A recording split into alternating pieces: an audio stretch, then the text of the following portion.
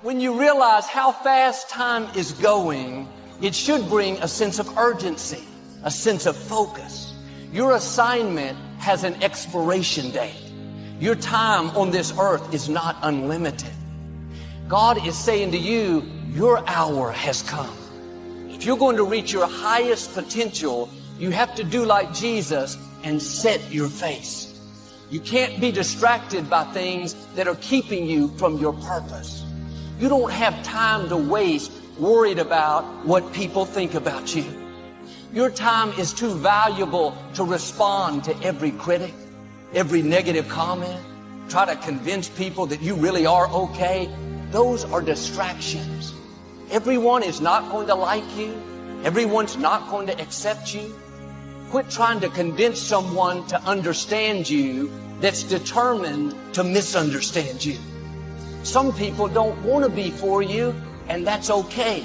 You don't need them to fulfill your destiny. You have to set your face. The people that need to be for you will be for you. God has already lined up the right people. People that will celebrate you. People that will cheer you on. People that stick with you through thick and thin. Now don't waste another minute trying to convince someone to like you, to call you, to come see you. If you have to talk them into it, they are not for you. They are a distraction.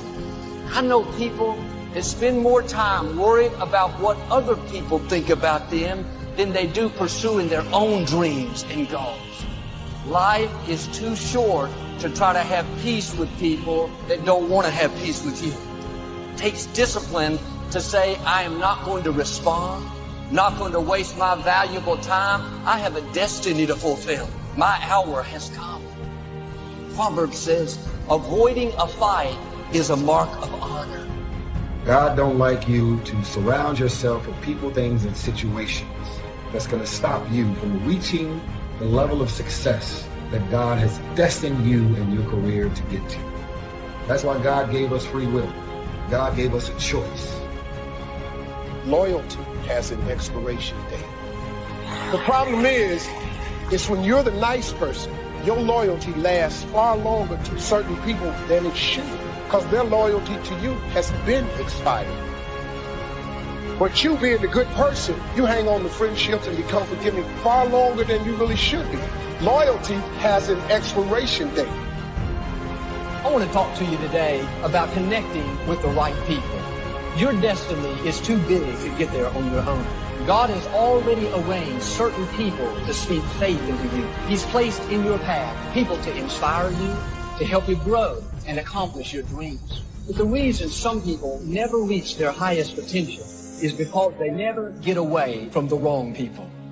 Which means that if God has destined your life to get from here to where it's destined to be, you're carrying dead weight. Your boat is either going to sink, or God has destined your life and your career to get to the ultimate blessings and the goals and where you're supposed to be. Because you got all this dead weight, you're operating over your capacity. It's going to take you that much longer to get there. You've got to connect with people that understand your destiny. People that appreciate your uniqueness. People that can call forth your seeds of greatness. Not people that are always pushing you down, telling you what you can't become, never giving you their approval, no matter how good you do. Life is too short to drag people along. If you will get the wrong people out of your life, then God will bring the right people into your life. Don't be confused. Don't search for reasons. It's the universe. Don't come up with abstract ideas as to why your life is where it is. Bad company corrupts good character. And if your character is corrupted, it doesn't matter how talented you are. When push comes to shove, you will not last and you will not fulfill the mission God has for your life. And the best way to get good character is to remove bad company. Somebody say, check your circle. If you don't know your starting point, friend, you're never going to get to your end point. And so we're being honest and we're being vulnerable and we're looking within and saying, who am I really? Tozer would say to you and I, you want to know who you are? Just check the circle of your friends. Where God has destined your life and your career to be and go, you cannot get there with all of the people that you showed up, because your boat is at its capacity. If the boat is at 1,500 And because you're loyal, you have your boat now at 4,000 pounds in capacity. You are now on a boat that has blessings and opportunities, but it's overweight. It's past its capacity. Some of you, the only thing that's holding you back is your inner circle. The people that are closest to you, they're with you, but they're not really for you. You're constantly having to persuade them that you're okay and convince them to get on board. You're spending all your time and energy on someone that doesn't understand your destiny. It don't matter what your mama think. It don't matter what your coworkers think. It don't matter what your siblings think. It don't matter what your children think. It don't matter. They have nothing to do with it. This decision is yours and yours alone. You get to decide. Let me tell you something. You get to decide if I'm going to be rich, poor, mediocre, happy, sad. You have a decision to make. As you grow up and get older, you start realizing what actually makes sense for your life and what don't make sense for your life. Because I grew up with my brothers and sisters doesn't mean that we're actually going to walk in the same path. Because I have my friends that I grew up with doesn't mean that we're going to move and walk and have our lives, family, mind state, career choice, the way we think, the way we move, moving in the same direction. You should understand this, that it was always going to be your family and your friends that would be the first ones to try and talk you out of your vision and your big idea. That's why you're supposed to live your life. Focus on your intentions and do your thing.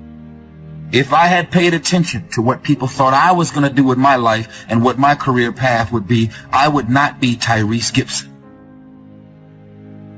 Character is self-imposed discipline for the sake of moral convictions. Self-imposed discipline. That means a person of character doesn't need the police. They police themselves. A person of character locks themselves up in the prison of their own convictions, and they throw away the key. Some of y'all are loyal, have this power struggle with this concept called loyalty. You're so loyal, you're watching your career and your life and your surroundings crash and burn because you're being loyal to those friends. They're insecure and threatened by you, and anything that you do and any move that you make, they are angry, mad, and jealous and envious about anything that you have going. You hold on to things that don't make sense for the new season of your life. But because you actually know, because you're comfortable with it, you hold on to dead weight. People are in your life for a reason. Other people are there for a season. But it's important to recognize when people's seasons are over. Now, keeping in mind our idea that a courageous person is not someone who never feels fear, but who fears the right thing at the right time in the right way. What really scares people about these situations is the sense that they're going to be helpless, that all their trust was placed in somebody or something, and now they've been let down and they can't do anything. They're helpless. Take your place, make your mark, and live your life. God didn't bring you in this world to wake up and die one day and just be another person that lived and died and didn't do anything significant in this world. You're still alive, so therefore God is not done with you. Discipline is the root of all good qualities, but you have to absolutely apply it to things outside of just waking up early. It's everything. It's working out, making yourself stronger and faster and more flexible and healthier. It's about disciplining your emotions so you can make good decisions. It's about having the discipline to control your ego so your ego doesn't get out of hand and control you. Character is sacrifice for principles. So character means you are willing to sacrifice friendship to protect your principles. You are willing to lose your best friend in order to keep your principles. The first challenge is for us to find ourselves. And we find ourselves when we discover our purpose. Find that purpose. It's what makes you solid. It's what makes you secure. It's your mooring. It keeps you just exactly where you need to be so that you can accomplish what you want to accomplish. And so I think that now more than ever, we must begin to look at what are the things that we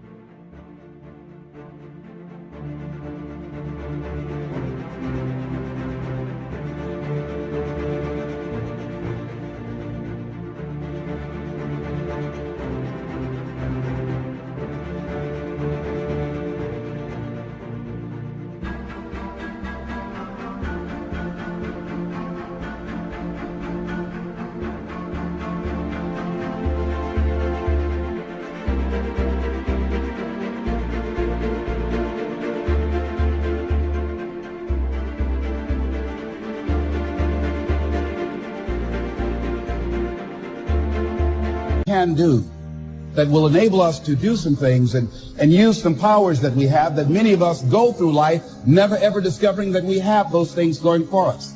And part of that, I believe, is knowing what it is your life worth. What is it that gives your life a sense of meaning and purpose? A truly confident person's belief in himself is strong enough so that he's able to believe in others. Distrust in yourself breeds distrust in everyone you meet. A confident person gives you confidence. She creates confidence in others. The strength of her character makes you a stronger character. Do you have character? Who are you with right now that you shouldn't be with? Society is conspiring all the time in our culture to completely distract you so you never win. To just divert your focus and attention. Look over here. Look at this shiny thing. Worry about what's going on here in this war. And they get these different things on television and our phones and in our lives that just get us distracted so we never get obsessed. We never get laser focused. Ask yourself truthfully, your big goals and dreams, are you really clear on what they are? Because if you don't have that, we can't even get started. Other people will often see how God shaped you before you do. Because when you're naturally good at something, you think everybody's good at it. They're not. And when you're good at something, you just think it's a normal thing. Well, anybody should be able to do that. Well, they don't. And so other people will actually have to point it out in you. Integrity is the foundation that a successful life is built on. You can have talent, determination, but without integrity, you won't reach your highest potential.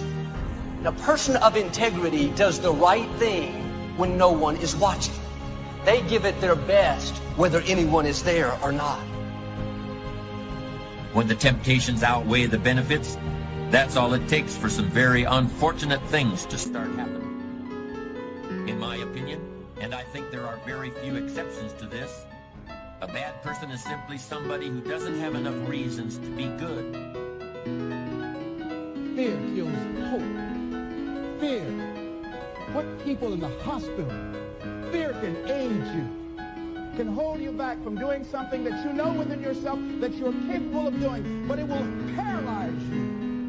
And I ask you a question, what is the benefit of giving up on yourself, of not stepping out on life and taking life on? What is the benefit for you? What's the plus in that?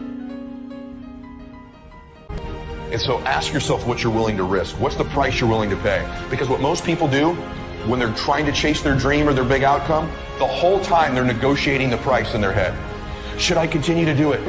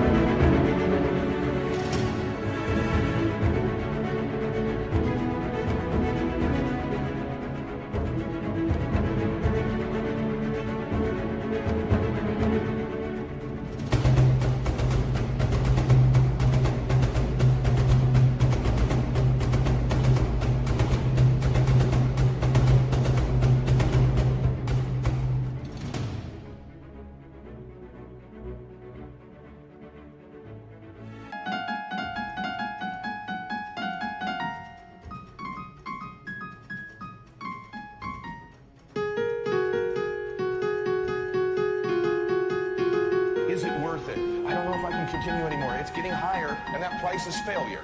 And what happens is, if you don't negotiate that price in advance, it's going to steal your focus and energy and become another distraction. When you find your spiritual gift, all of a sudden it'll give you an energy that when you're in the area of your weaknesses, you get tired, don't you? But when you're in the area of your strengths, you're energized. Well, Joel, I've always been kind of negative, critical, condescending. That's just who I am. No, that's who you're choosing to be. That's not who you are. Try being kind, friendly, good-natured. You'll not only enjoy life more, but you'll go further. Decide to develop the habit right now, the habit of focusing on what's right in your world instead of what's wrong.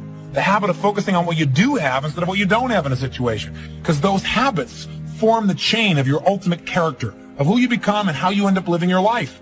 We've got to condition ourselves, because if we don't, we'll go back to the automatic state that most people live in today's society.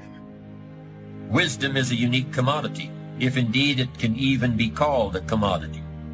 Unlike the other things people hunger for, wisdom is very hard to visualize. Books aren't wisdom. They're just pieces of paper bound together. Books can help create wisdom in people's mind, but if you look inside their heads, you won't find any wisdom there.